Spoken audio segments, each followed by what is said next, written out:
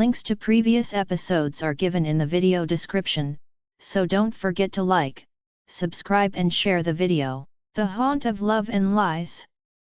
Episode 19. Chapter 172. Sheila's point of view. I groaned in frustration, tossing aside the spell book and journals on the table. I've spent hours in Valerie's spell room, trying to figure out what these symbols from last night meant. Still, nothing. I groaned again, placing my fingers on my temples. I was feeling the same ache, and no medication was helping to get rid of it. I closed my eyes, going through everything that happened yesterday. Cora's words to me, Amelie's visions, and losing consciousness. That just didn't make sense.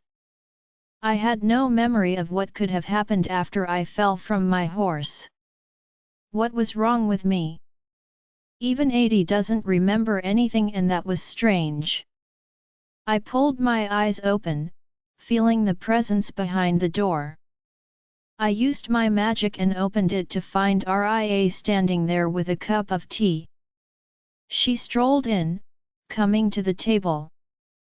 "You've been here for a long time, I thought I should bring you some tea," she said sweetly, and I thanked her for it. "Ria," I called before she left. "Did you happen to see me get back yesterday?"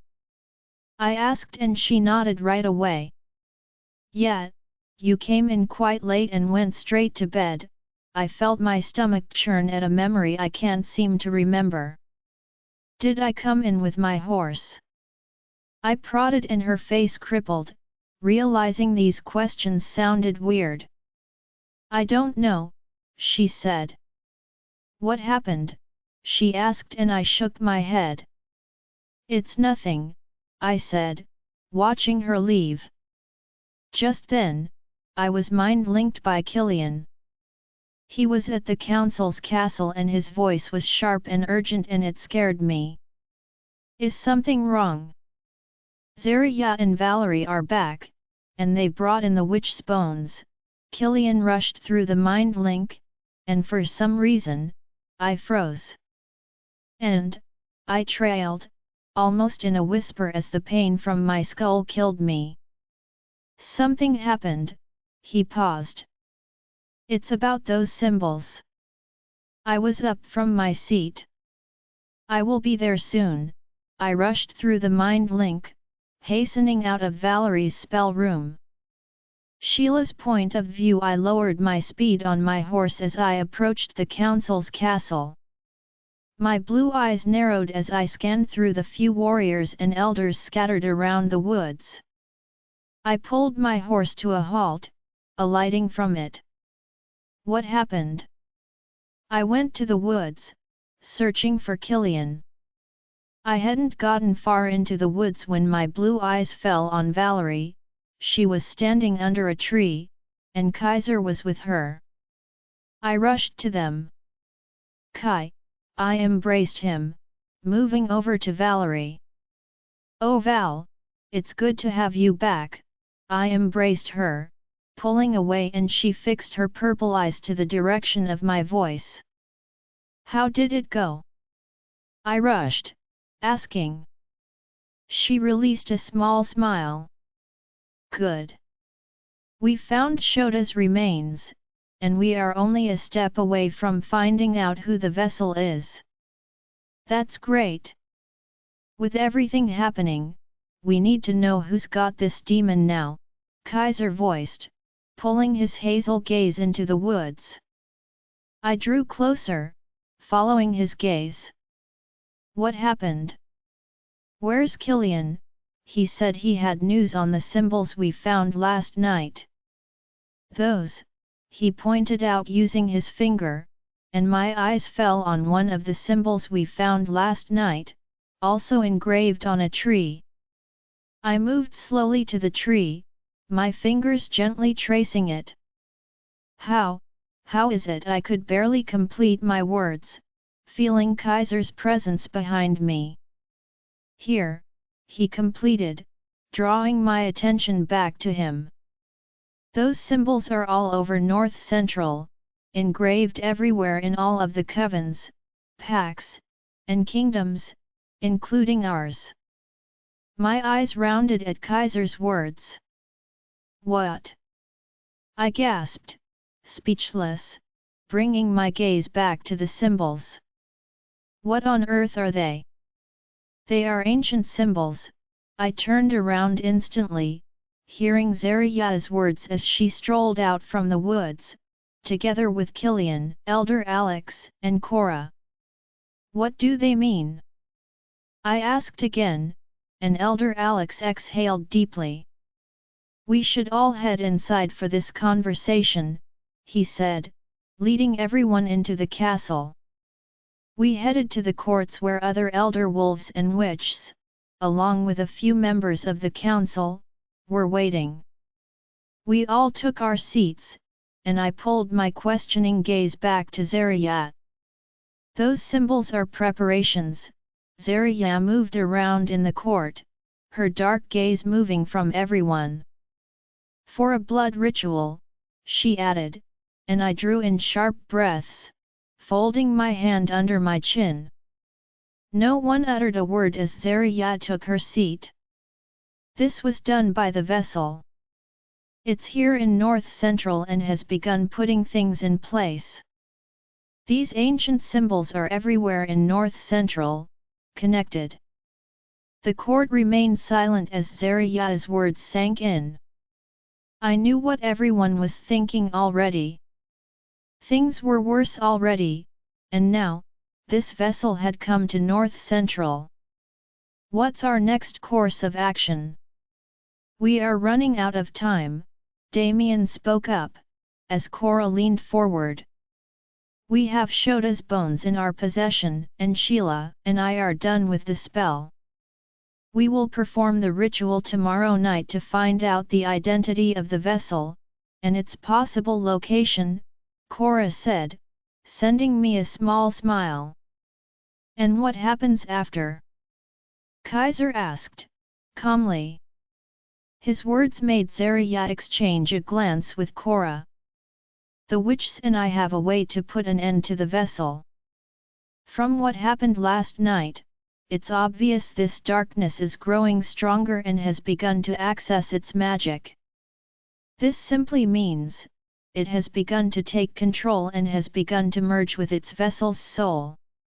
Once this merge is complete, it'll be much more difficult to stop it before the war. We have no idea when this war will happen, so it's best to get rid of it now. I buried my face into my palm, rubbing it gently. All of these were making my head hurt badly. I listened through the torture, and as the meeting ended, Killian and I rode back to the pack. It was almost dusk when we arrived and the warriors were still training, and there were few horses outside the castle. I was walking with Killian through the castle doors when Alan approached us. What's happening, Alan? Who do those horses belong to? Killian asked. Alpha Reagan of the Grey Wolf Pack. He's been waiting for you. Where is he? In the office, together with his beta and Morgan, Alan replied, and Killian started moving towards the office, but stopped when he noticed I wasn't behind him. Are you not coming? His amber eyes pierced through mine, as he came to me. No, I'd rather go to our chamber and have some rest, I voiced, and Killian's face rippled with concern. Are you really all right, love? Just tired, I replied honestly. I was feeling more and more tired by the second, and the painstaking ache in my head was making me feel worse. All right, I'll be there as soon as I finish up at the office. Killian kissed me, and I headed towards the hallways. With every step I took, I felt my body crippled with pain, and a sudden cold enveloped me. I groaned as my movements slowed, and my head hurt more, making me pull my hands to my head in a poor attempt to stop the pain. I heard several steps rush to me as I crashed hard against the cold floor, and darkness again overcame me. I woke up to a drone of voices. They were distant, and almost in a whisper. But I recognized Killian's among them. His deep and appealing voice pulled me out of my drowsy state. I adjusted my blue eyes and scanned my surroundings. I was in our chamber, and from afar, I noticed Killian, Morgan, and Dr. Maggie standing at the door, with Killian's huge and bulky body resting against the door frame. I pulled myself up on the bed, cursing internally at the light ache against my skull. "Thank you, Maggie," I heard Killian's voice, and his worried gaze fell on me as both Morgan and Maggie left us. Killian shut the door, sauntering to me. "How do you feel, love?" He climbed the bed and settled next to me. "Much better," I leaned forward as Killian pressed his lips to mine. "What did Maggie say?" I queried as Killian scooped me onto his lap. "You've been exhausting yourself too much of late, that's what causes the tiredness and headaches. She said all you need is rest, Sheila, and you'll be fine," Killian said, pulling his hand to one of my cheeks, and I leaned into it, knowing exactly where this conversation was heading to. "Killian, I can't," I said, looking him in the eyes, and his brows creased. "Ever since we returned from Oasis, you haven't rested properly, and it's affecting you, Sheila. Zarya, Cora, and Valerie can take care of tomorrow's ritual. Please, just take the day off and rest," Killian once again insisted. "I can't, Killian. I also want to help in any way I can, to find out who the vessel is, and put an end to this darkness. I can't think about anything else other than that." "Sheila," I stopped Killian before he continued. Nothing was going to change my mind after everything I saw from Amelie's crystal ball. I failed to ensure that darkness didn't find a vessel, and now it has. I had to help stop it. "You don't understand, Killian. Finding the vessel and putting an end to it is more important than anything else. Yesterday, I went to see Amelie," I confessed, and Killian leaned forward. "Zarya said she wasn't able to see anyone." I nodded. "Yes, it seemed so, but she spoke to me. She told me things, Killian, and I saw something in her ball. Our reality if this darkness wins." I couldn't stop the fresh tears that gathered in my eyes, as those horrid images I saw in Amelie's ball flashed through my mind. Killian drew closer, and I felt the sudden pain he felt seeing me in this state. "That's why you rushed out from the castle in tears," Killian said, and I nodded, holding on to him tightly. "What did you see?" I was unable to hold my tears back, and more water rolled down my cheeks. "We lost, Killian. I saw everyone dead." Killian's eyes widened, but he didn't say a word. "It killed me to see you dead once again." I broke into tears, crashing against Killian's chest. I felt his arms around me, and he buried his face in the crook of my neck, soothing me calmly. "Sheila," he pulled away, cupping my face in his large hands. "None of it matters, because I know deep in my heart that we would win this war, and put an end to this dark magic." I watched as his deep, fathomless gaze held hope. I intertwined my hand with his, and he pulled it to his lips, kissing it. "Please don't think about Amelie's visions or the council or anything for tonight. If you want to do the ritual, then it's fine, as long as you promise me you'll remain in bed, resting till tomorrow night," he pleaded, caressing my cheeks. I couldn't help but smile. "I promise, Killian." A small smile found his lips, as he leaned closer and kissed me. We pulled apart and he rested his forehead on mine. "Now, let's get some sleep." I lay on the bed, sinking into Killian's warm embrace, and I found myself falling into a deep, peaceful slumber. Killian's point of view, it was still the early hours of dawn, and darkness still lingered outside. I woke up earlier than usual the next morning. I had a few matters to tend to in my office today, and I wanted to get over with it before Sheila wakes up. I didn't plan on leaving her side for the rest of today and during tonight's ritual. I didn't like the state she was in these past few days. Everything was getting to her. The coming war, this dark magic, and Amelie's visions. Oh, goddess! I collapsed into the chair in my office, rubbing the exhaustion off my face. I had to admit, Sheila's words about Amelie's vision had hit me badly.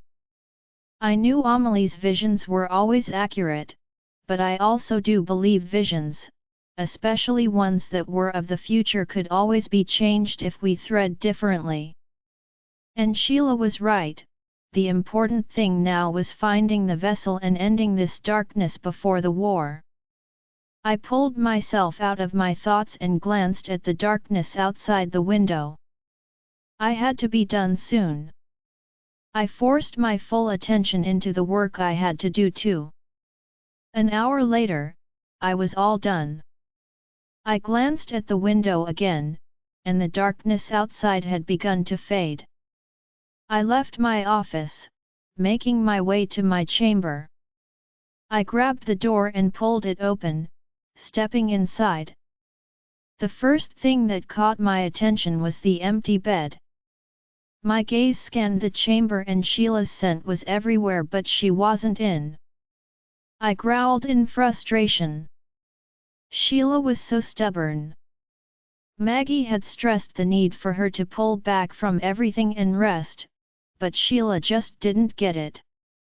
What does she want me to do if something bad happens to her? I'll die. I looked around and her boots were not where they were supposed to be, and so was her cloak. That means she didn't go training. Immediately, I headed to Valerie's spell room where she would be. Without a second knock, Valerie pulled the door open. She was dressed already. I scanned the room, but there was no sight of Sheila, and I couldn't even pick up her scent. She hadn't been here. What happened? Valerie asked. Did Sheila come by? I asked nonetheless. Valerie shook her head. No. Why? She wasn't in bed when I came in, so I thought she might be here. She must be somewhere around. Do you want me to help you find her? She offered, but I shook my head. There's no need, I'll find her, I said. Where are you going? The council. We have few preparations to set up before the ritual. I nodded, sighing. All right, I'll leave now. After I left Valerie, I mind-linked a warrior to check the witch's quarters and find out if Sheila was there. But she wasn't. That confused me more. Where could she be? I left the castle and tried to mind-link her, but I couldn't. Now I was getting worried. I began to track Sheila through her scent, and I was confused when it led me out to the East Territory borders. What was she doing here? I scanned around, but I couldn't see her, and it was difficult to pinpoint where she was because Sheila's scent was everywhere. I focused more, and it began to lead me into the woods. I moved hastily in the fading darkness, halting instantly on my tracks the instant my eyes fell on Sheila. She was standing a few distance away from me in the middle of the woods, doing absolutely nothing with her back to me. I moved closer to her. "Sheila," I called to her, but she didn't budge. It was as though she couldn't hear me. I invaded the distance between us, and hurried to her, grabbing her wrist. She was as cold as ice. "Sheila!" Panic and fear rose within me as I spun her around to face me, but instead, her legs gave up on her and she was about to crash on the ground. I was quick to catch her, pulling her in my arms. Sheila went unconscious, and her cold body had me scared. "Sheila, wake up!"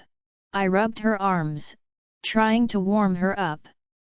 I called her name once more and she gasped awake. Her breathing was fast and erratic. I sighed in relief, pulling her close to me for a few seconds, before breaking apart. "Where are we, Killian?" Sheila rushed, her blue eyes scanning through the forest. "What are we doing here?" "Exactly what I want to know. Why did you leave the chamber without informing me? You promised me you'll rest, why did you come here?" As I kept bombarding her with so many questions, I felt her heart beat faster. And I did, I fell asleep and her blue frightened crystals got drowned with tears. "Killian, I don't remember coming here," she broke into tears, shocking me. I held her tightly. "Sheila, no, Killian. No," she broke out from my arms. "This is the second time I can't remember anything. Something is wrong. I can feel it, something is wrong with me." She was in tears, moving around as if trying to understand why she was here.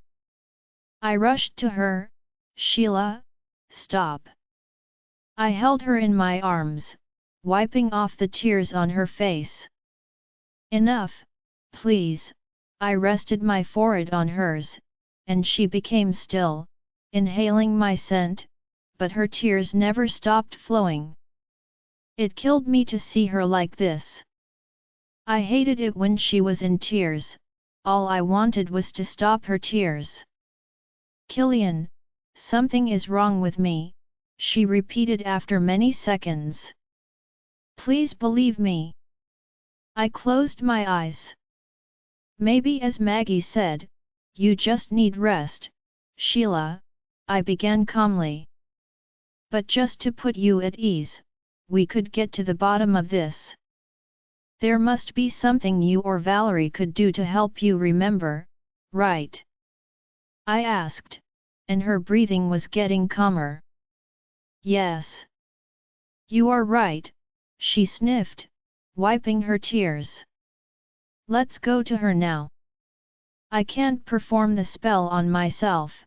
She held my hand, pulling me, but I stopped her.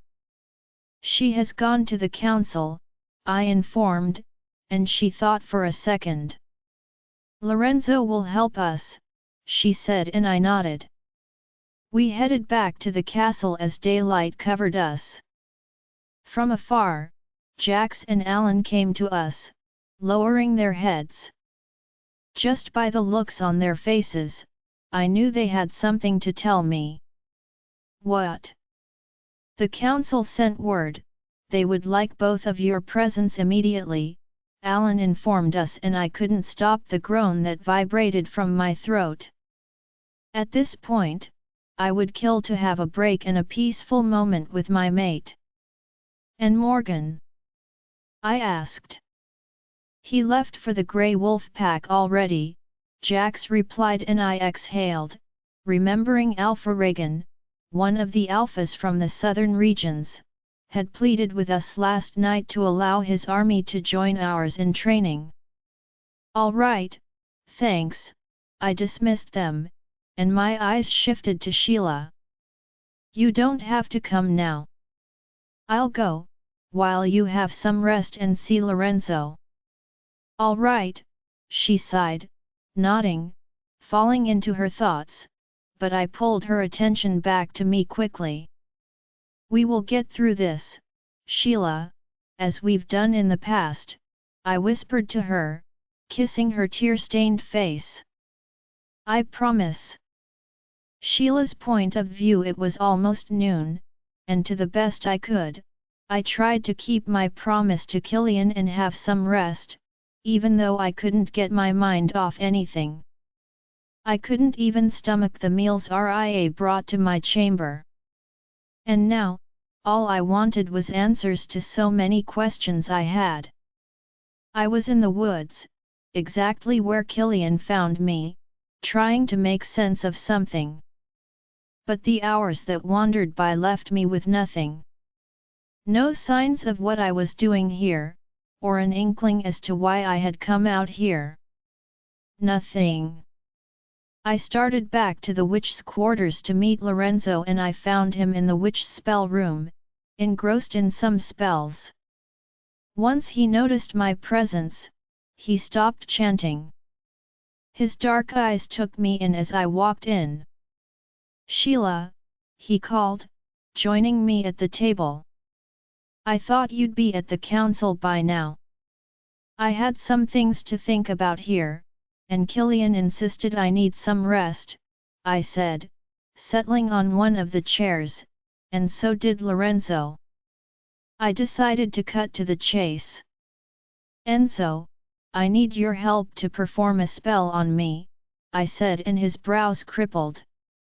I told him everything, including the fact that I kept having blackouts and the favor I needed him to help me with, just like the last time when I needed to know about my past. And he agreed to help. He went around and picked up some necessary items, before coming back to me. He drew closer to me, pulling his hands to my temples, his dark eyes plunging into mine. This will hurt, he warned, and I nodded. I had prepared myself already and I wanted to get answers. Lorenzo began to chant and I felt a strange feeling in the depth of my soul, almost as if there was a cold, fathomless void within me. Sheila's point of view. Lorenzo's chants began to filter into my mind, and suddenly, I felt a pain slit through my skull, stabbing at my soul. I couldn't stop the sharp shrills that left my lips, but I held onto Lorenzo's hands that were on my temples. I didn't want him to stop, I had to get to the bottom of this. My screams intensified as blood began to drip from my nose and the pain within me grew worse. We have to stop. It's not working, I heard Lorenzo's voice echo through the pain, but I held him tightly. No, keep going, I yelled back, feeling a deep pain in my chest. He kept on chanting for a few more minutes before stopping abruptly. Why did you stop? I couldn't keep the rage and frustration from my voice. It's not working, Sheila, he voiced quietly, handing a small piece of cloth to me. Like before, I can't get into your mind, let alone access your memories, he said, settling into the chair next to mine. So, what do we do now? I wiped off the trail of blood from my nose, and inhaled deeply, expelling my sudden rage and frustration as I brushed my brown hair back, my deep blue eyes moving to Lorenzo. I might not be able to get into your mind and access your memories, but there's another way we can go about it. I leaned closer to Lorenzo as he explained what he had in mind. It wasn't difficult at all, and only needed a drop of my blood. I grabbed one of the knives on the table, slitting my palm. My blood dropped into one of Lorenzo's deep bowls, and we were about to begin the spell when there was a knock at the wooden door, and it opened slightly. It was Jax. I'm deeply sorry for interrupting, but a message came for you, Luna. It's from Cora, and she would like it if you came by the council before tonight's ritual. She said there's something she wants to show you, Jax said, and his words spiked my curiosity. It sounded urgent.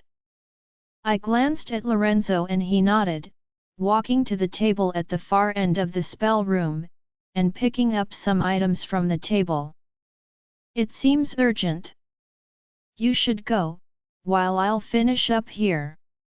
Thank you so much, Lorenzo, I said genuinely, pulling up from the chair. How soon can we get results? I asked. Hopefully, by the time you get back from tonight's ritual, he said, and I smiled in relief. Jax and I left the witch's quarters and I stopped briefly at the council to grab my cloak to keep me warm, before moving out to my horse. Are you accompanying me? I asked Jax as he approached me with his horse. Yeah. Alpha Killian asked me to keep you company throughout the day, he said, rubbing the back of his head with a small smile. Typical of Killian. All right, let's go. I got on my horse, and so did Jax. We rode out of our territory and started for the council. We were almost at the council's territory and just approaching the long bridge when I noticed the speeding movement of an arrow aimed at me. I leaned backward on my horse, evading the arrow which dived into one of the trees. Jax and I halted our horses instantly, as AD rose to the surface, scanning our surroundings, but we couldn't pick up any scent or the slightest indication someone else was out here with us. Jax got off his horse, cautiously moving to the tree where the arrow was stuck to.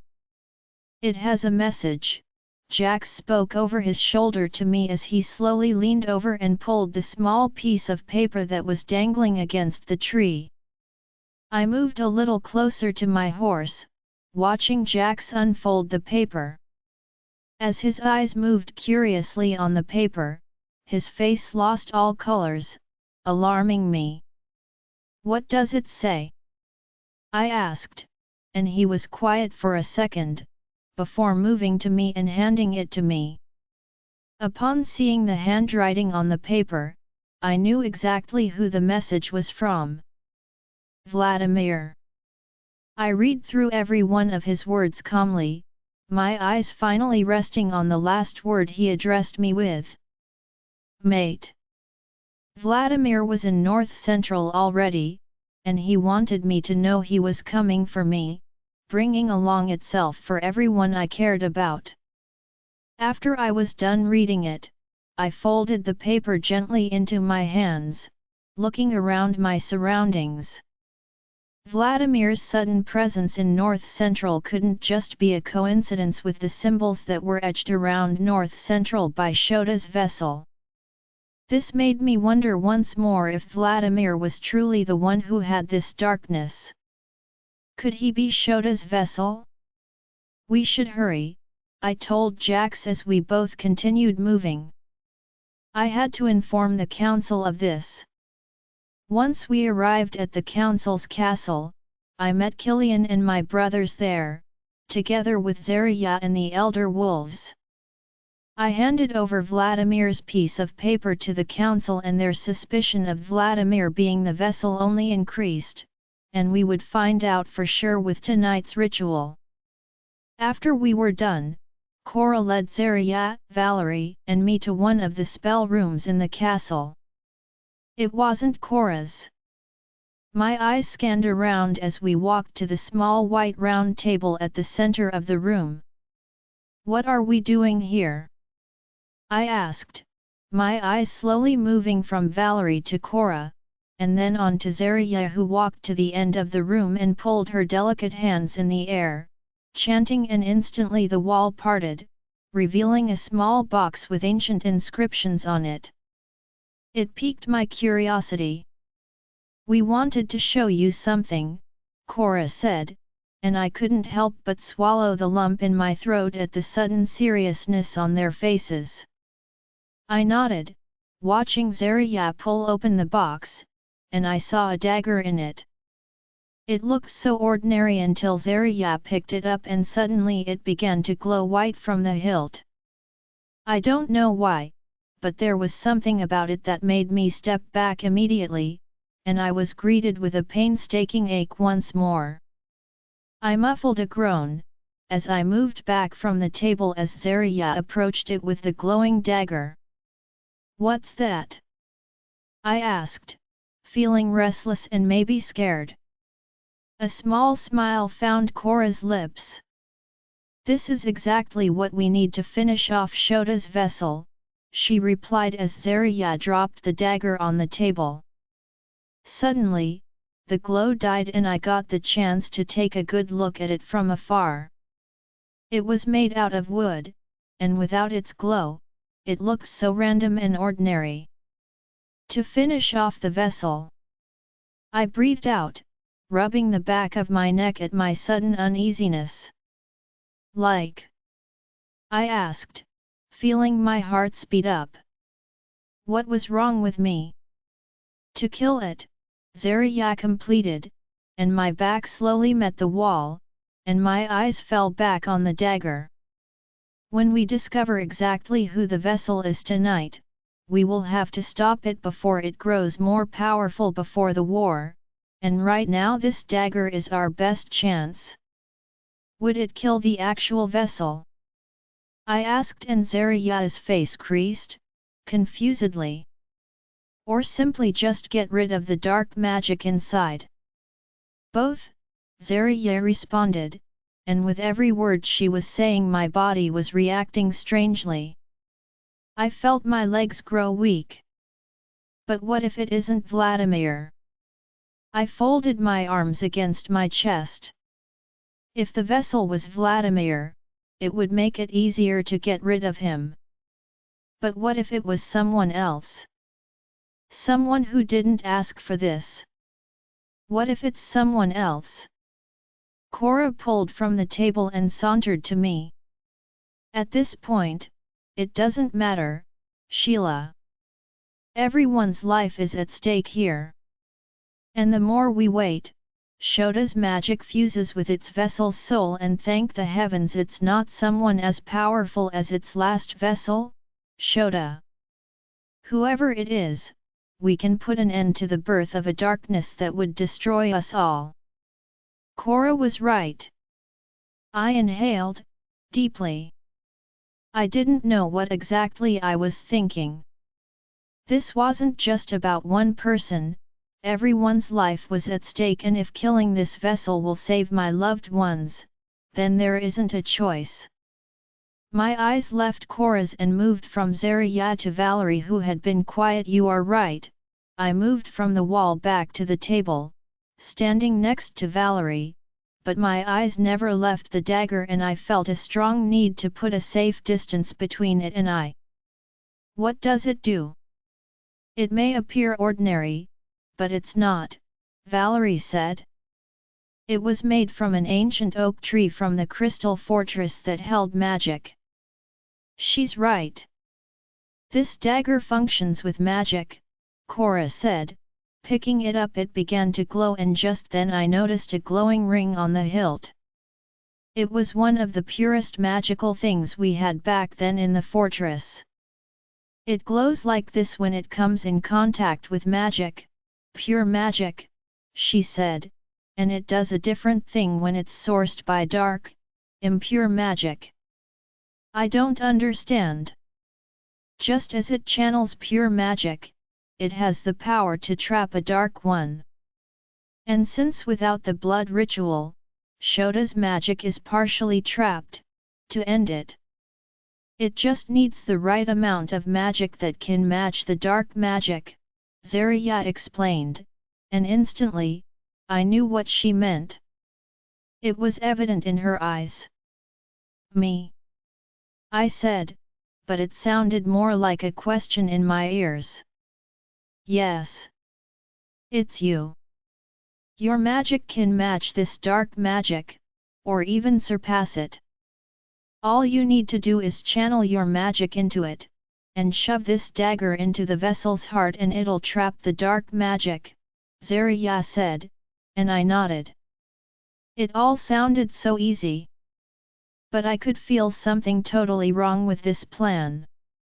Sounds easy, I said.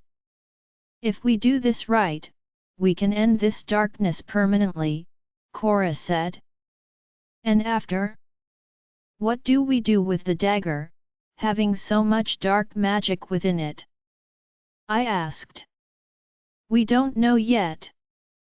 We will cross that bridge when we get to it. First of all, we have to find the vessel and trap Shota's magic at all costs, Zarya voiced. There was a knock on the door. It was Elder Alex and Walter. What happened? Valerie asked as all three of them went closer to Elder Alex and Walter who were standing at the door. I wasn't interested in what they had to say, somehow, this dagger interested me more. My eyes moved back to it, and slowly I reached for the hilt, and the second my hands rested on it, I gasped, pulling away from the dagger, and jerking back from the table. I pulled up my hand, and my petrified blue eyes fell on the wide burn on my palm. My lips parted in shock, and my eyes fell back on the dagger. It burned me. Sheila's point of view, I still haven't recovered from the shock from earlier when I was at the council. The dagger had burned me. But why? Adi came up with the umpteenth reason why, but none of it made sense why the dagger burnt me. I plopped down on the bed in Killian's chamber. I had left the council and came back home to prepare for the ritual tonight. Even though deep down, I knew that was just a lie, and I could tell Valerie suspected it. At that time, I just wanted to leave that place. My eyes shifted to the darkness already lurking outside the window. I should be on my way to the council now, but all of a sudden, I didn't want to. I didn't understand my sudden fears these days, it was so unlike me, but I had to admit. I felt so frightened deep down, and I had no idea why. I just didn't want to go for the ritual all of a sudden. Maybe Killian was right. Maybe I needed some rest. I contemplated going to Lorenzo, but I knew the spell he was working on wouldn't be completed by now. I had to wait. I was pulled out of my thoughts when I felt Killian's presence within me, and just then, he walked into the room. I thought you'd be gone by now, he said, leaning down to kiss me.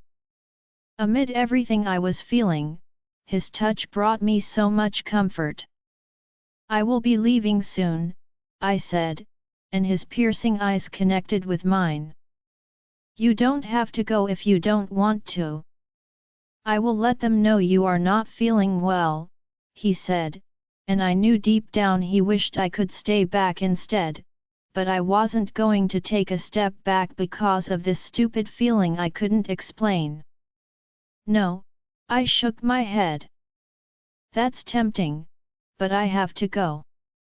The ritual must be completed and we find out who the vessel is. All right, he leaned closer again, kissing me. I moaned, kissing him back. All these problems in our lives had stolen something from us. Time.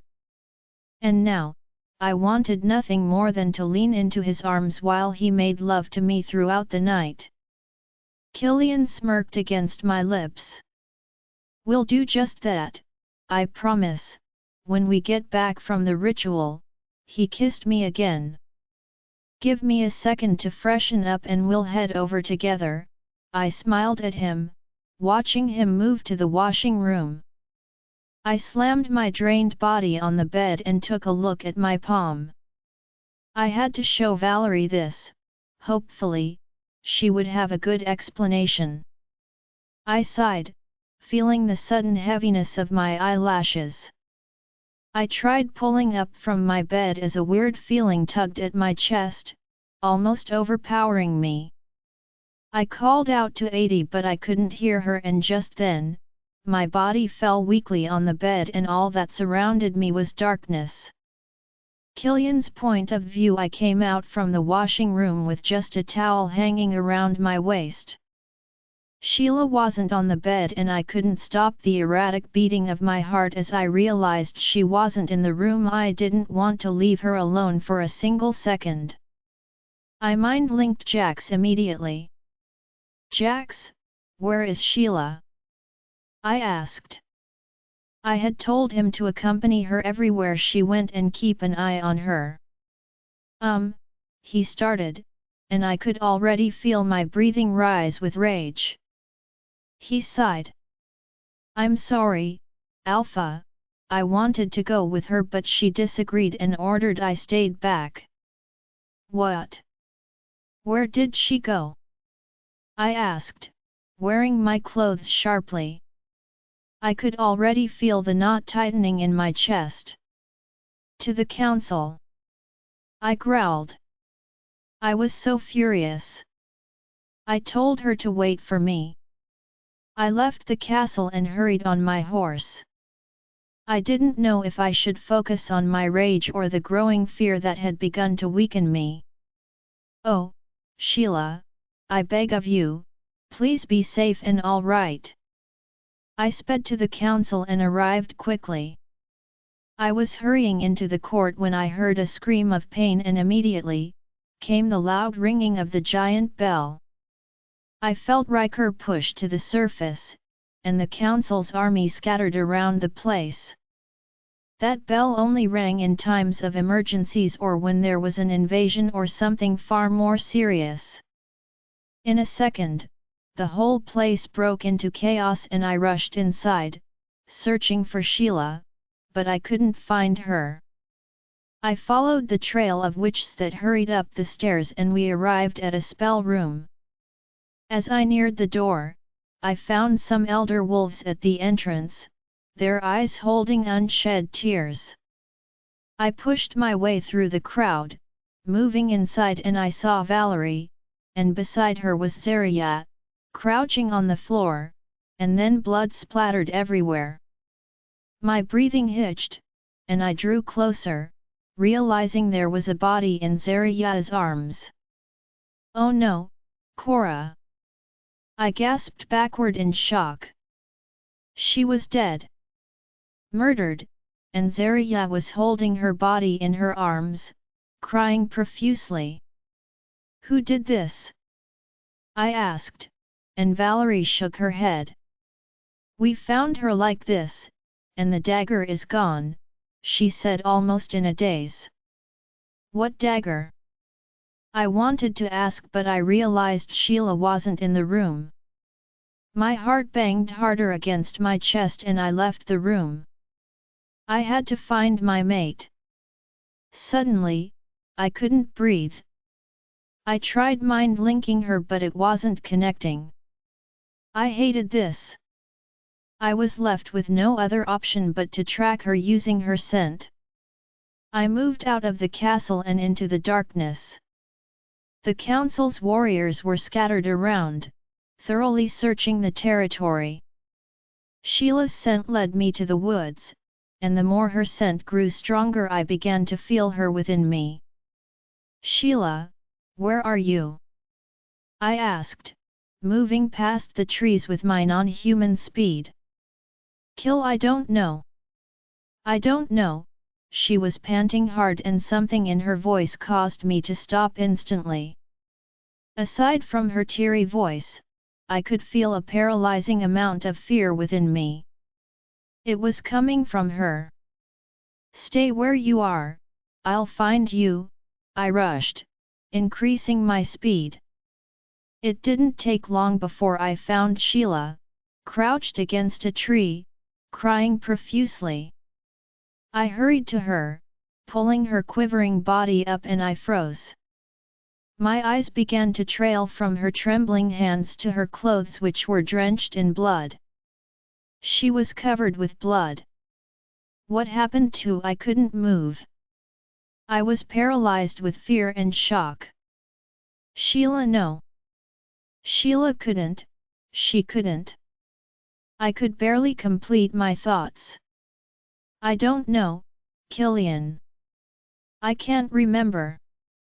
I just found myself lost in the woods with blood over me. She was trembling in tears. Her broken state forced me out of my shock and I held her hand.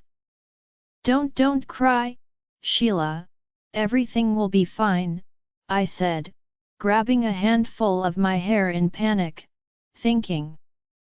But it didn't last long as I noticed the warriors that had crossed over to the part of the woods we were in. Killian. This blood isn't mine. What have I done? She was quivering. Nothing, I said. We have to get out of here now. I removed the cloak on her dress, it had more stains on it. I used it to clean her hands, but she still had blood smears on them. We had to leave the council's territory at once without being seen. I scooped Sheila in my arms, moving with speed. I took the shortest route that led back to our horses. I placed Sheila on one of the horses and got in behind her, exiting the council's territory. As soon as we reached our territory, I took her straight to our chamber through the back doors, placing her gently on the bed. She had stopped crying, but her trembling body had only gotten worse. I crouched before her, taking her shaky hands in mine. We remained in silence for long minutes and I fought the tears that wanted to escape my eyes. This was bad. I didn't want to say it, and I didn't want to think about it, but the truth was staring right at my face. Cora's blood was on my mate's hands. Oh, goddess, this was really bad. I had a lot of questions. Why on earth would Sheila go after Cora? Why did she kill her? I shut my eyes as a careless tear slipped down. This wouldn't end well. The council won't stop until they find out what happened to Cora. I knew Zarya too well, she wouldn't rest until she discovers who murdered Cora. Something was wrong. I held Sheila's hands tightly. Something must have happened. I lifted my eyes to Sheila and even through the jammed gates of her eyelashes, tears rolled down her eyes. Sheila, I called gently. Do you remember anything? I asked again, and she shook her head, unable to stop the fresh waters that escaped her eyes. What's the last thing you remember? I tried again. I was right here, waiting for you. And the next thing I remember, I was in the woods, covered in blood, as she explained. Riker kept howling in the corner walls of my mind. Why would Sheila possibly murder Cora? I pulled her attention back to me. Do you remember the dagger? I asked. Valerie had said something about a dagger taken at the same time Cora was murdered. What dagger? She asked in confusion. The one with Cora. Sheila furrowed more in confusion.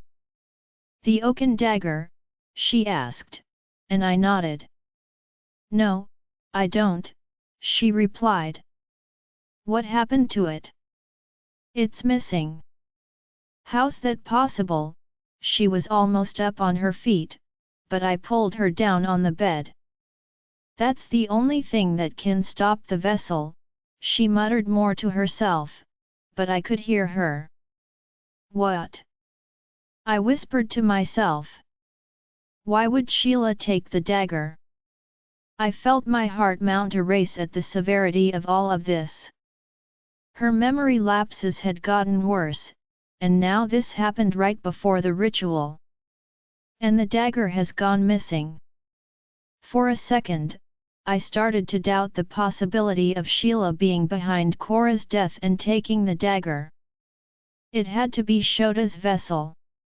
Sheila had nothing to gain by doing any of that, except, I froze at the sudden thought that crept in.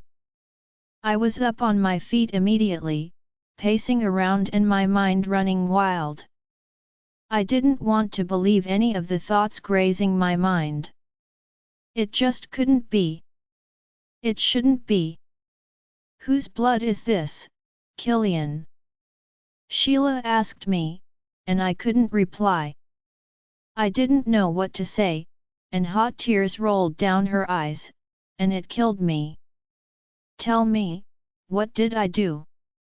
I held her hands tightly. Nothing. Killian, please don't lie to me, I know something happened, she started and I squeezed her hands gently. We don't know what happened, but Cora was found dead, I said, and Sheila froze. What? She whispered, her breathing slowed and eyes held unshed tears. Did I? She gasped. Oh goddess, I killed her. No, you didn't, I stopped her immediately. I didn't want her to have those thoughts, especially when she couldn't remember anything. You didn't kill Cora, and Sheila was up from the bed, pacing restlessly in tears. No, Killian.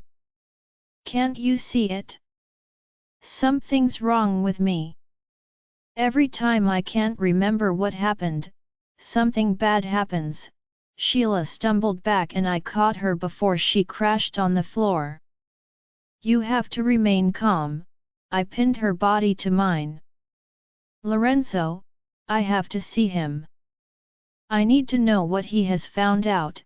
She broke free from my hold, starting for the door, but I grabbed her immediately. Stay here, Sheila, I said, I will go to him. Please just stay in here, I pleaded. I had to speak to him before Sheila. I had to dismiss this sudden thought in my mind that had begun to drive me crazy. I kissed her lips and pulled her back to the bed. I will be back soon. I left our chamber and headed for the witch's quarters. I went straight to the witch's spell room, pulling the door open in a hurry. Lorenzo was standing at the table with his back to me. He was completely frozen and every color of life was drained from his face in horror. He hadn't even noticed my presence. Lorenzo, I called, and slowly, he turned to me. His dark eyes held unshed tears that reflected pain. What is it? I moved closer to him, and something in his gaze told me it was about Sheila. Tell me, Lorenzo, what did you find out? It's Sheila, he voiced, barely above a whisper, as a tear rolled down his cheek. He was scaring me and I knew whatever he had to say, it might kill me. But I had to hear it, and deep down I hoped it wasn't what I was thinking. Sheila, what? Sheila is the vessel, Killian. Killian's point of view. No, I was completely still, unable to move, think, or breathe. Sheila can't be the vessel, I muttered. Hearing the words leave my lips, I realized how badly I had hoped this wasn't the case. I had hoped this was just one of those silly thoughts. I watched as Lorenzo slowly fell on a chair, his hands clasped firmly against each other. How can you be so sure? I moved closer to him. I did the spell over and over again. Sheila's blood has an anomaly, Killian. It's tainted with dark magic, Lorenzo spoke slowly and his every word was like a stab to my chest. No, Lorenzo. Sheila cannot be the vessel. She can't be. It's not possible, she's a white wolf. I leaned on the table for support, gazing deep into Lorenzo's eyes. I don't know how it happened, but that darkness has been in Sheila all this time, and it managed to stay hidden. Sheila has been the one preparing for the blood ritual. I groaned internally at the pain that tore through me, my hands curled tightly into a ball. What do we do now? Lorenzo's gaze met mine. By now, the ritual on Shota's bones must have begun. They will soon learn it's been her all along. The ritual didn't hold, I confessed, settling on a chair, and feeling Lorenzo's questioning gaze. But I still didn't speak. What happened? He asked. Cora's dead, I muttered slowly. She was murdered, and the dagger that was intended to be used on the vessel was stolen, I summarized before he asked any other question. Who could have? He stopped, abruptly, and I knew he knew the answer. It was obvious. She doesn't remember anything, I added, unable to hold back the tears that slipped past my eyes. I had never been this confused and torn at the same time. I buried my face in my hands. We need to do something, Killian. It's only a matter of time before the council finds out who killed Cora, and it will lead them straight to Sheila. What do you think they'll do? Enough, Lorenzo. I need to think. I was up from the chair. I had to come up with something before the council found out Sheila was the vessel or responsible for Cora's death. They won't hesitate to have her killed if it means getting rid of Shota's darkness. I couldn't let that happen. I'd die first before that happened. I was vibrating with so many emotions which were making me unable to think clearly. All that drowned my thoughts was Sheila. She had been through so much to have to deal with this. I was struggling to stay in control. Riker was in so much tumult and pain. Why in the goddess's name did it have to be Sheila? I punched hard against the wall and created a wide hole in it. Lorenzo rushed to my side, but thankfully, he didn't make the mistake of holding me back. In this state, I wasn't sure what I was capable of doing. I felt this deep-rooted hole in my heart. I closed my eyes, releasing the tears that had been eager to wander free. I needed to think. I have to go. I left Lorenzo's spell room, and the first thing I did as soon as I stepped into the unwelcoming darkness, I raced into the woods, stripping, giving Riker full control in his form to release this staking agony within us. We ran tirelessly for hours, never getting exhausted and still unable to get rid of the pain in my chest. I couldn't show myself to Sheila like this. She would be able to see through the pain in my eyes, and I couldn't let her know yet, not until we came up with something. After a while, I shifted back to my human form and headed back to the castle. I had been standing in front of the door to our chamber for almost an hour now, unable to go in. There was no way I could hide my emotions from her, and that was the last thing she needed. Now it would be better if this thing inside her had no idea we knew Sheila was the vessel.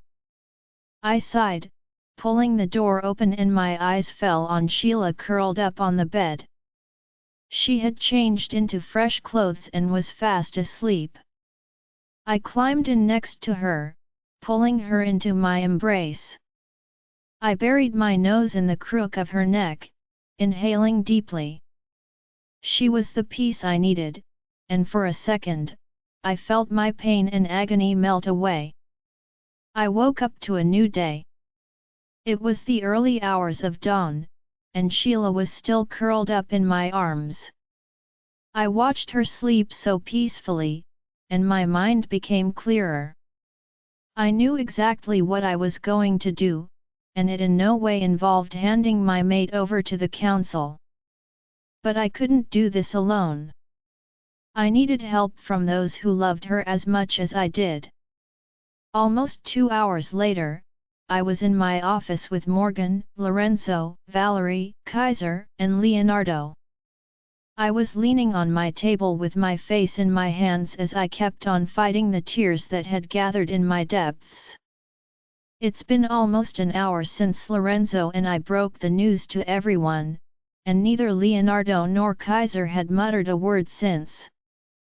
My eyes moved to Leonardo, who was sitting right opposite me, with his striking blue eyes caging his pain and sadness, before shifting to Kaiser. He has been frozen against the wall close to the door with his arms crossed over his chest, and eyes almost swollen. Leonardo, Kai, I called their attention back to the room, needing their final approval for the plan we had in mind. We were already running out of time and we needed to find a way to deal with this before the council found out about Sheila. What do you say? I asked in hopes that they would agree. We didn't have an option. This was the only way Sheila would be protected, and it would buy us enough time to keep her from being used by this darkness to complete the ritual preparations and figure out how to save her from Shota's magic without killing her. We had no way around that yet, but I believe we would find a way. We had to. Leonardo threw a glance at Kaiser, before inhaling deeply and his eyes met mine. Let's do this, he said, and my gaze moved to Valerie. She leaned forward on the table about to speak when the door pulled open, abruptly. Everyone's gaze turned to the door, and Sheila stepped in. Her perfect long eyebrows crumbled, moving from everyone in the office, before meeting my amber gaze. What's going on here? She spoke in her soft voice, giving a warm embrace to Kaiser before moving to Leonardo, sending a small smile to Morgan, Valerie, and Lorenzo. I held my hand out to her, masking every emotion I felt. I pulled her into my lap, as she scanned the room once more. What's wrong? Did something happen? She asked slowly, and my eyes moved to Valerie's and the others. Not really, Valerie leaned forward. We were only discussing the next course of action. With everything that's happening at the council, we've decided to continue with the ritual on Shota's bones to find out who the vessel is, and instead of using the council, we've decided to use the pack instead, she said, tilting her head to Leonardo. The Black Blood Pack? She asked, surprised, intertwining her fingers with mine as Valerie nodded. It will be much better, sister. The sooner we find out who the vessel is, it'll be much better for us all, Leonardo said, and she nodded gently. Do you need my help with anything? Her eyes shifted to Valerie. No. There's no need, it'll be much better if you take some rest instead, Valerie said, and gently, I wrapped my hands around Sheila's waist, feeling the warmth from her body against mine and hoping it would stop the sudden stinging of my eyes. I wasn't liking any of these. But this had to be done for Sheila's sake. I had to help her before she did more things she would never forgive herself for. We all knew Cora was killed to prevent the ritual from happening, and knowing what's in Sheila, it would do anything to try to stop this one. Instead of walking into a ritual, it would be walking into something else. This was Valerie's final test to be sure if Sheila was the vessel. We concluded the plan with Sheila, after which, everyone began to leave. Sheila turned to me. I need to talk to Lorenzo, she said, kissing my lips before pulling up from my lap. She was asleep last night, and I hadn't told her anything about what Lorenzo said. I watched Sheila leave the office, and a few minutes later she was back. "And what did he say?" I asked regardless, knowing exactly what Lorenzo would say. "He's still working on the spell," she said, sitting on the seat opposite mine, stretching her hands out to me, and I took them immediately. I was thinking about what happened last night, and she drew in a sharp breath, while I held on to her last words. "I want to go to the council today." "Why?" I was up from my chair, moving to where she was seated. She was quiet for a second. Her eyes looked like she wanted to tell me something, but she shook against them. "What do you mean by why?" she asked. "I killed Cora, Killian." "We cannot be so sure," I started, holding her hands tightly. "Things are crazy at the council at the moment, why don't you give it some days before going there?" Sheila held my gaze for a while, before sighing. "All right," she whispered, placing a kiss on my lips. Sheila's point of view. "Hello. My name is Sheila. Welcome to the Crescent North Pack," I said with a warm smile, holding out my hand to the new family that just arrived at the pack. "You must be exhausted, so I'll take you straight to your chambers, so you'll get settled in." They were part of the survivors from the west regions that were forced into hiding when Vladimir began to make attacks on the regions.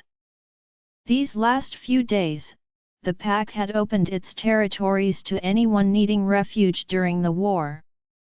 We had no idea how or when the war would be, but we were ready. I led them to one of the vacant quarters near the pack house. I showed them to their chambers and helped them settle in, before leaving. I kept catching Killian staring at me, now and then. "He hasn't left the pack today. He's been training with the warriors from our pack and the Grey Wolf pack, but I knew he was only keeping an eye on me, and that was beyond frustrating. Even with the few tasks I had been using to try to keep my mind busy, I just couldn't stop thinking about some things. For a start, Cora's death. I leaned against the shade of a tree.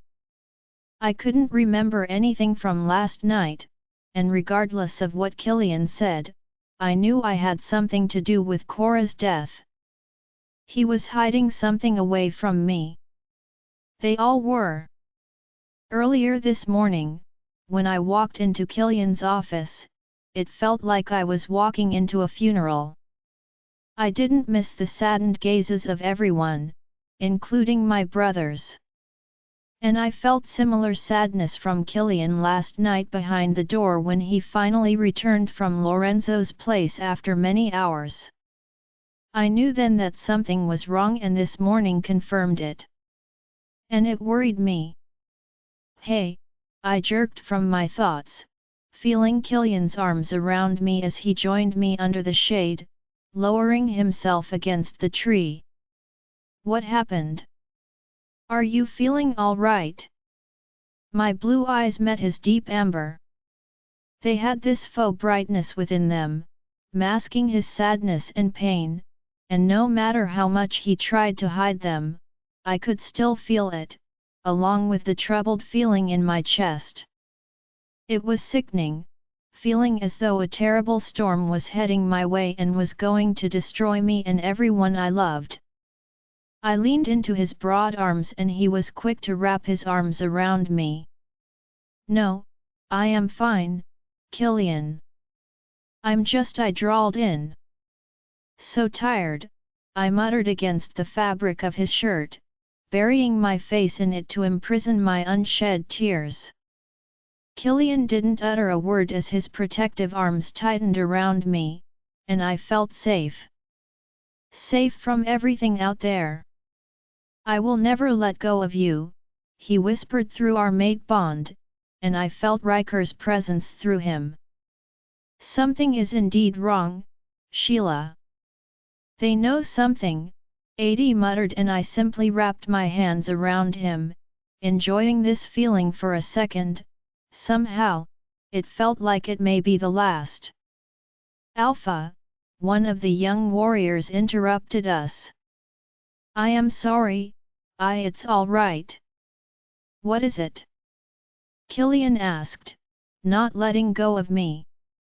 More warriors have arrived from Alpha Regan's pack, and they are asking for you, the young warrior said. Find more, Killian began, but reluctantly, I pulled away from him. No, Killian. You should go, I'll just stay here for a while, I said, and he hesitated for a while, regarding me. The conflict in his eyes was evident. He didn't want to leave me. After a second, he nodded, leaving with the warrior. He's gone now. Are we staying here or? Adi rose to the surface. We are leaving. I shut my eyes, making a decision. We are leaving. I was up on my boots, walking into the pack house, trying to evade the warriors Killian had kept an eye on. I left the pack house through one of the back doors and made my way to the village in the pack. I found a horse, and took the path through the woods, leaving the pack's territory. Killian would go crazy when he realized I had left the pack, but I had to do this. I held the reins of my horse firmly, unable to fight the fear in my bones, making me more terrified of what I was about to do, and what I may probably discover. It scared me deeply. I was on my way to the council. It was time I faced the growing fear within me. It had dominated me last night with a thought when Killian left for the witch's quarters to find Lorenzo. I had been trying to dismiss the thought, but I knew I would never have any peace until I found out the truth for myself. I wanted to tell Killian this morning, but I decided against it. I drew in some air as I reached the council. I got off my horse and sauntered to the castle, taking the path to Amelie's chamber. She was the only one that could give me the answers I needed. I could feel growing suffocation in my chest, and every piece of me was insisting I didn't go through with this, but I had to find out the truth, even though it killed me. Last night I couldn't stop thinking about everything that had been happening. My memory lapses. The ancient symbols that had appeared around North Central. Cora's death. The missing dagger. Unfortunately, everything led back to me. I stood for a minute in front of her door, shutting my eyes closed to stop the tears that welled in them. I still didn't want to believe it, but it was a possibility I had to consider. Every time I can't remember a memory, Shota's vessel does something. My eyes fell on the burn on my palm made from the dagger, and I couldn't help but consider if all this time, that darkness was inside of me.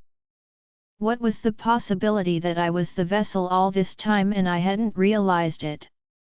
I closed my eyes, wiping off my tears, before pulling the door open and stepping into the darkness. I found Amelie seating on the chair closest to the window, and even as I moved closer, she didn't turn to me. She had gotten much worse than I remembered. I crouched down next to her chair, placing my hand on hers. Amelie, I breathed out, gently, closing my eyes. Then I felt the warmth of her other hand on mine. I pulled my eyes open, my blue watery crystals met hers. Things are getting worse, Amelie. Cora is dead, I said, holding her weak gaze, but she only nodded in sadness. The pain in her gaze made a tear slip past my eyes. You are scared, I can feel it, she said gently. I feel so much more than that. I need answers, Amelie, I told her honestly, and her gaze moved back to her precious black ball. "What do you want to know?" she asked, quietly. "I want to know what my future holds," I said, firming my hold on her hand, and her eyes never left her black crystal ball. "It shows you everything you want to know." She pulled my hand from hers and placed it on the black crystal ball. "Just think of it." I closed my eyes, holding the crystal ball tightly. And the only thing that crossed my mind was my future with Killian. A sudden brightness covered my vision, and I felt my mind spin around in a fast motion.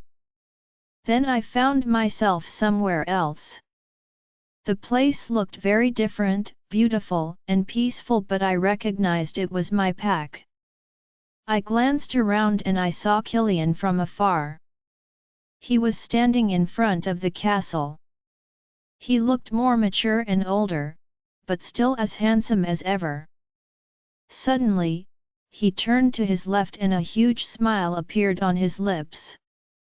"My love," he called in a contented and happy tone which made my heart flutter.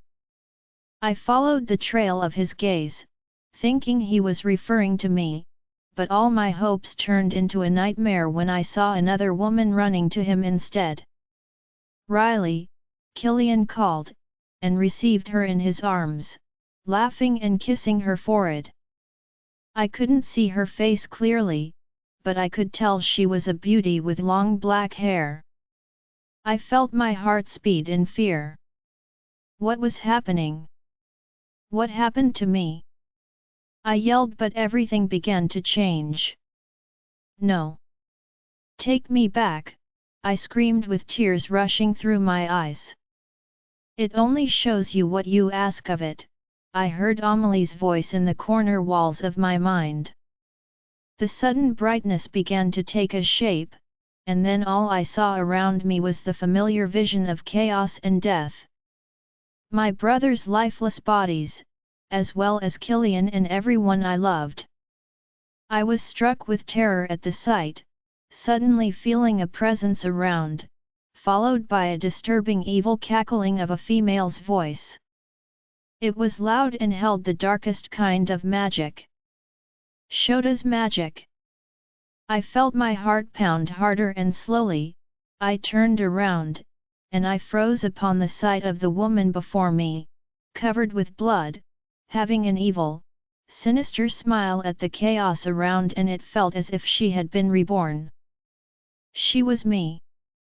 I remained frozen in my spot. It was me all along. I was the vessel. I was the destruction of everyone. Sheila's point of view, I screamed back to reality, jerking away from Amelie and her black crystal ball. My eyes were completely blurry with tears, and they never stopped rushing down. It couldn't be. I shook my head, as my teary gaze met with Amelie's dark hooded ones. She was staring at me with tears in her eyes as well. It can't be me. I would have known.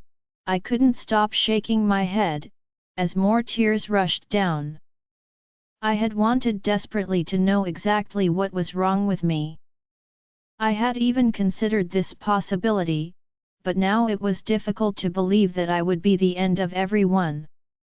I killed poor Cora, and everyone was next. Amelie inhaled deeply, also in tears. She shook her head gently. "Everyone has a part to play," she muttered, slowly. "The end for everyone is coming with the war. In 2 days. You can destroy us all, and save us as well. Be prepared to make a choice, Sheila, and do what you must." "What choice, Amelie?" My broken voice sounded in a whisper. "You will know when it's time," she replied, and I managed to push up from the floor at a sudden thought. This can't be. I saw Killian alive. I choked back a sob. He was alive, happy with someone else, I uttered in tears. I didn't understand why in one vision he was dead and in the other, he was alive. Help me here, Amelie. Which of those visions is real? Both, she said in a whisper, bringing her hooded gaze to her crystal ball. Both are very real. Your choice depends on the future. You must be careful, otherwise, that thing inside of you will rise. At her every word, I couldn't breathe. The mere image of me being the end of my family haunted me. I hurried out of her chamber, feeling the sudden pains in the deepest cave of my chest. I left the council's castle, stepping into the evening breeze. I managed to get to my horse that I had tied to a tree in the woods. But I couldn't get on it. The pain in my chest was weakening me.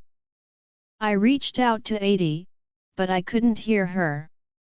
The pain was overpowering me with a strong force that made me grip my chest tightly. Give in, I heard a tiny echo within me. You can't fight me, it came again, sounding like my own voice. I knew it was the darkness inside of me. I collapsed on the ground, fighting it, but the piercing pain that shot through my bones defeated me instantly, knocking me unconscious. Valerie's point of view. It had been hours now since Killian informed us of Sheila's sudden disappearance from the pack, and till now we haven't been able to get to her. It was already twilight, and I was in the Black Blood pack, along with Killian, Morgan, Lorenzo, Xena, and the Black Brothers. We were in an underground chamber in the castle. It had been previously used by Fiona as her spell room. Leonardo and his mate, Denise, had cleared out the castle for what we had to do tonight. No one needed to know what we were about to do here, for Sheila's safety. I was standing in between Lorenzo and Xena as they went through my grimoire, ensuring nothing went wrong as we waited for Sheila. We knew she would come. We had deliberately lied to her earlier today, knowing if truly Shota's magic was dwelling in her, it would take control and come here to stop us from performing the ritual, just like it stopped Cora. I closed my eyes, holding back the tears in my eyes. I still hadn't come to accept this new possibility that Sheila was the vessel and she had killed Cora. I knew it was the darkness doing, but Sheila would never forgive herself, and neither would the council. It scared me to think of what they would do when they learned that Sheila was Shota's vessel and was the destruction of us all. This was bad. It was like history was repeating itself, and this time it was much harder. This darkness had chosen a powerful vessel, a white wolf. I have been with the council for too long.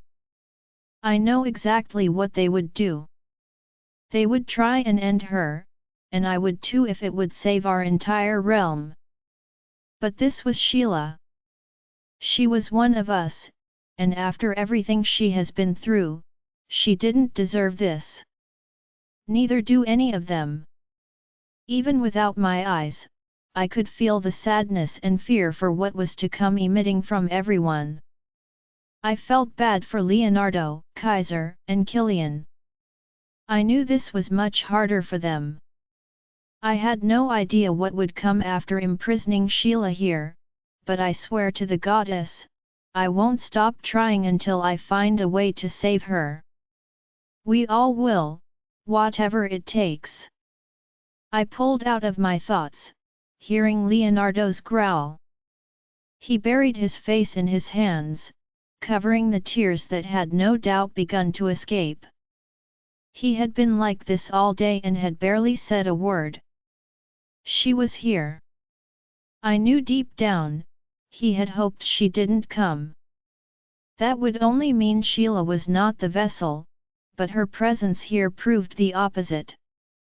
She's here, he said, and I felt his eyes on me. No one said a word as everyone began to leave the room, leaving only Killian and Leonardo. The place was spelled so that Sheila wouldn't be able to feel the presence of anyone else in here with me. I inhaled deeply, counting my steps to the center of the room where Sheila had to be for this to work. I counted my steps back to the table, closing my grimoire, and in no time, I felt her presence. I turned around slowly. "Sheila," I called in surprise. She was different. Her aura was completely different. "Valerie," she said, and I could tell she was smiling. "What are you doing here? You shouldn't have bothered yourself in coming here," I said, turning back to the table. "I wanted to help," she said, moving closer to me from behind. "Where are the others?" she asked. "They'll soon be here." "I wanted to get things in order first," I said, putting my grimoire aside. "And Shota's bones?" she asked. "Xena went to get it from the council," I replied, as I began to stir the ingredients in the bowl with my magic. "And what are you doing?" She came so close that I could feel her breath on mine. But I had to be careful. Even if this darkness wasn't completely free, it was ancient and possessed a kind of magic that we hadn't seen. "It's for Shota's vessel." "To kill it," I said, continuing to stir. "Interesting." "To kill it," she repeated, almost in a fascinated tone. "I can help." "I am already done." I stopped stirring, picked up the bowl, and started walking to the door. I felt her heavy stare on me and she began following me slowly. Just what I wanted. I stopped walking when I had gotten her to the center of the room. I turned around and felt her eyes narrow on me, and I knew she had begun to suspect something.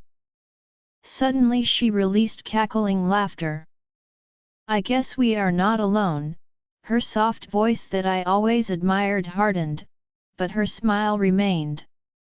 Without hesitating, I fell the bowl on the floor, and the instant the crimson fluid touched the floor, it created a circle around Sheila. "I guess the cat is out of the bag," she said. "Do you think this can stop me? You have no idea what great power I possess." "This can't stop you, but it can hold you as long as I want," I said, feeling the magic that surrounded her. I pointed at the red glow that had begun to appear on the floor. "Lorenzo, Xena," I called, and they stepped into the room, and without being told twice, they began chanting. The chants were weakening her, and they didn't stop until Sheila collapsed on the floor, losing consciousness. Killian hurried past me to Sheila, and so did Kai. "What do we do now?" Kaiser said, crouching next to Sheila. "She remains here, while we figure out how to save Sheila from that darkness," I said, feeling Gwen's presence as she rushed inside the room. "What is it?" "The council asked for both you and Sheila, immediately." "It's about Cora's death," she finished, and I could hear the blasting heartbeats of everyone. It was too soon for the council to find out Sheila was behind Cora's death. When that happens, it wouldn't take long to discover Sheila was the vessel. "Take care of everything," I said, especially to the witches in the room. We had to be careful not to let Sheila escape. She was safer here, and besides, her being here will put a halt to whatever preparations the darkness had started. "I will be back." "I am coming with you." Kaiser was up on his large boots, and I nodded, appreciatively. Kaiser and I left the Black Blood Pack to the council. And we hurried to Zaria's spell room. The place was crowded with familiar voices of the elders and council members. Zarya, I moved closer to her with Kaiser behind me. Where's Sheila? She asked. She couldn't come. What happened? I asked. Why is Cora's corpse here? I thought. Kaiser began and my eyes widened, moving closer to the table, and I felt the cold, lifeless body of Cora. I couldn't stop the fast beating of my heart. I knew exactly what was about to happen. She was about to wander through Cora's mind and get a glimpse of her last moments before she was killed. This was bad. I must find out what happened to my sister. This way, we will find out about Shota's vessel. We are running out of time, Zarya said, and I felt Kai's body tense up behind me. Amelie had another vision. The war is 2 nights away. We must discover who the vessel is and destroy the magic, Damien said. Please, begin, one of the council heads spoke, and Zarya began chanting. No, this can't happen. No, I heard Kaiser growl behind me, vibrating with several emotions. His wolf was almost at the surface and his aura became murderous. My eyes widened, realizing what ballistic thoughts were running through his mind. Before he could move, I held his arm, shaking my head against his thoughts. This wasn't the time for violence. They can't know, he forced through gritted teeth. I understood his concerns and worry, but I wouldn't lose anyone else. I was about to speak when I felt Zarya's sudden aura change. My heart drummed in my chest, as she gasped in shock. You should leave now, I whispered to Kaiser. No, warn the others. They will come for her, I said. Leave now, I insisted, and thankfully, he didn't argue. Her outburst caused everyone to rush closer to her side, and forcefully, she pulled out of Cora's mind. No, she kept on whispering and her heavy gaze was on me. No, she knew. Tell us, Zarya, who killed Cora? Who is Shota's vessel? Elder Philip asked, and the room became silent. I felt Zarya move closer and stopped until she was before me. She was in tears and still in disbelief. It can't be. This isn't how it was supposed to be, she spoke slowly, confusing everyone else in the room, except me. Speak up, Zarya. Who is Shota's vessel? Fendrick asked in frustration. It's Sheila, she screamed, and her magic blew everything in the room. Sheila has been the vessel all along and she killed Cora. I shut my eyes as the truth echoed in my ears. Several gasps broke around in the room. You knew? She asked in tears, and I knew exactly what she was feeling. For so long since the prophecy, we've had hope in winning this fight when the time came because we had the only one destined to fight against this greatest darkness by our side, Sheila. But what happens now when she was the force unleashing this darkness? By the time I pulled out from my thoughts, the room was in an uproar, deciding on what to do, and they finally decided to have the council's army bring Sheila in. I remained in the room as everyone cleared out, leaving Zarya and me. What were you thinking, Valerie? You should have said something the instant you found out. You of all people should know what this means. We cannot win against her, and by now the darkness has begun to fuse with her soul.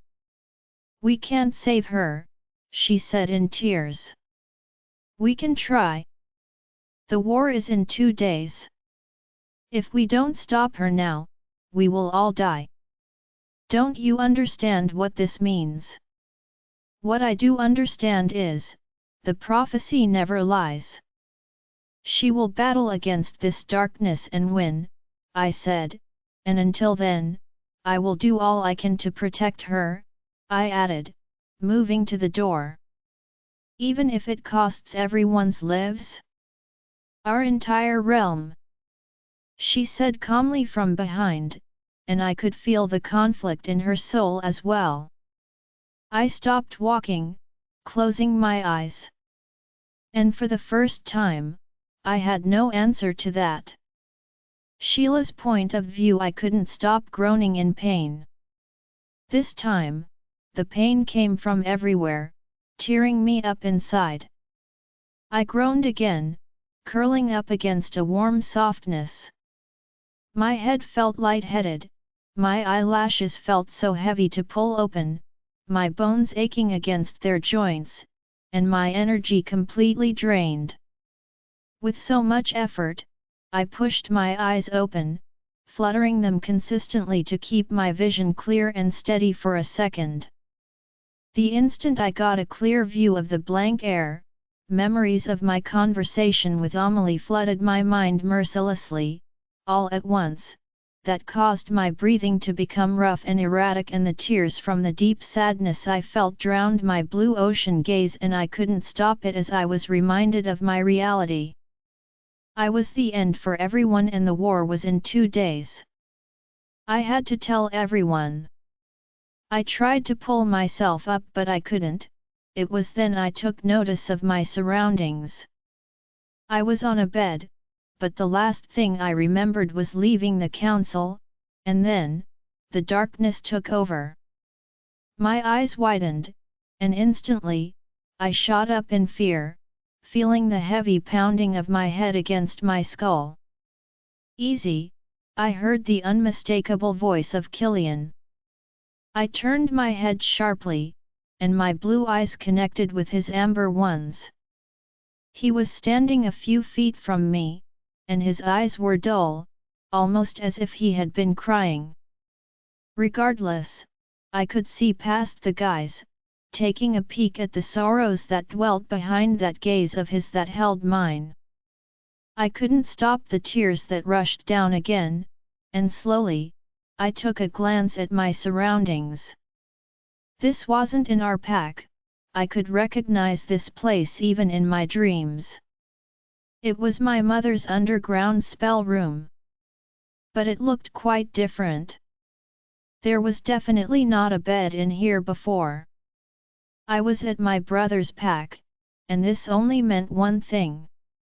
My blue eyes found Killian's again through its blurry vision. What happened? How did I get here? I asked, and Killian took only a step closer, gaining my instant attention, and my eyes fell on the floor, which had a golden ring of ash circling the bed where I was. I swallowed the lump in my throat as I forced myself up from the bed, moving to where Killian was standing. I pulled my hand up in the air about to touch him, but he shook his head calmly as tears began to gather in his eyes. "Don't," he whispered, confirming my suspicion, but I still pulled my hand forward, and instantly, I was zapped with a powerful force of magic that sent me crashing against the floor. Just then, the door pulled open and Lorenzo and Leonardo rushed in. "Are you all right?" Leonardo was by my side on the other side of the shield, and I simply nodded, my blue eyes rising to meet Leonardo's blue crystals. "I am fine," I held my hand, sniffing back as more tears rushed down. "When did you all find out?" I asked in a low tone, and Leonardo's blue eyes softened. He was up on his feet immediately, turning his back to me, and I knew it was to hide the tears that had welled his gaze. "Last night," Killian replied. "Lorenzo found the anomaly in your blood," he added, and I kept nodding, realizing the reason for the meeting in Killian's office. "How did I get here?" I asked again. "The darkness took over, and you came here to stop the supposed ritual that was to take place," he replied again. "In other words, I tried to kill Valerie the same way I killed Cora," I stated flatly, biting back my tears, even though the attempt was useless. "I was at Amelie's," I started, and Leonardo turned to me. "She told you," Leo muttered, and I released a bitter chuckle, wrapping my hands around my arms. "She showed me," I said, "I saw it all. The chaos, and deaths.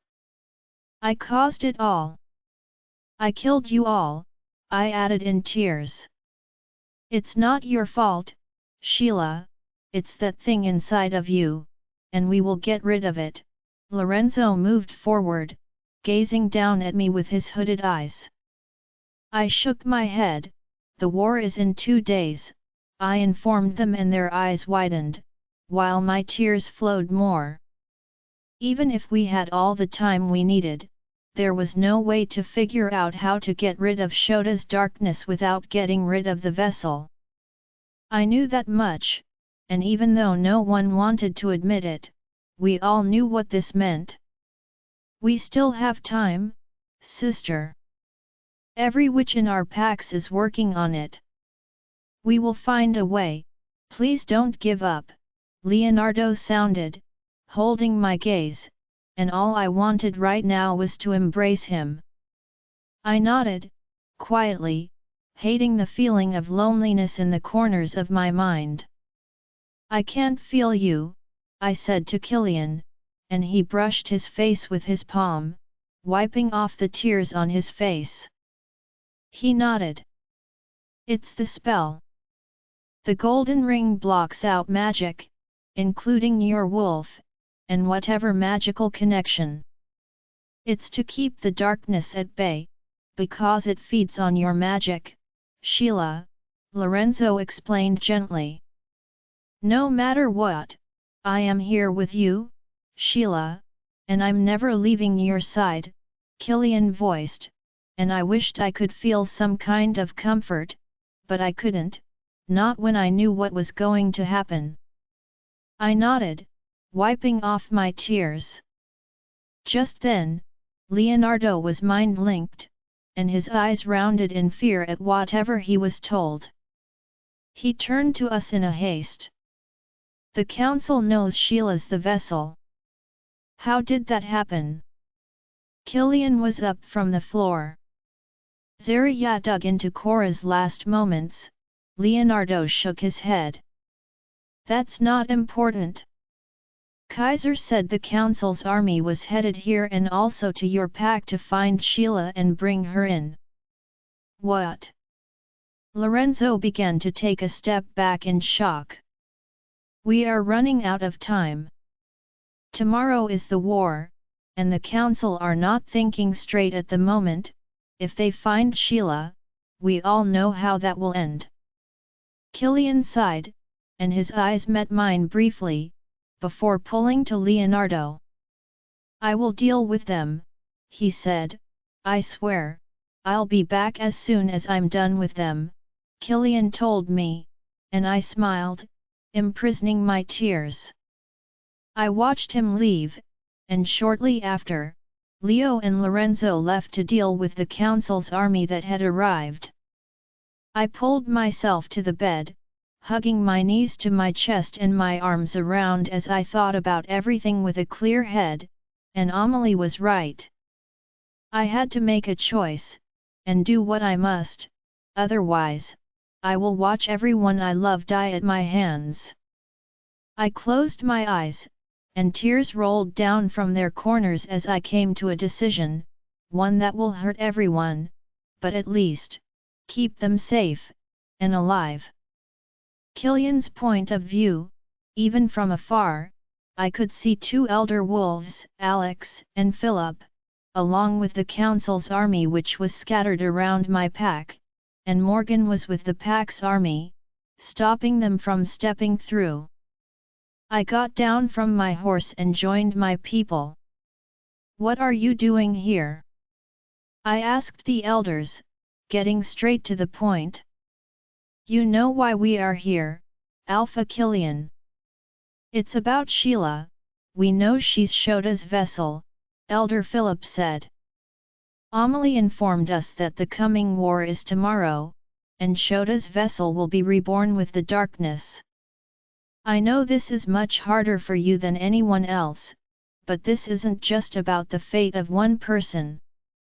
Every supernatural life is at stake if this darkness wins, and considering the vessel, it will, if we do not end it before it becomes unstoppable, Elder Alex uttered, and Riker's rage was growing at his every word. She isn't here and I don't know where she is, I said, knowing they didn't believe any word I said. Your army isn't searching my territory, and if you insist, my people will not hesitate to fight back. There's no need for that, Alpha Killian, Elder Philip voiced, pushing a small smile.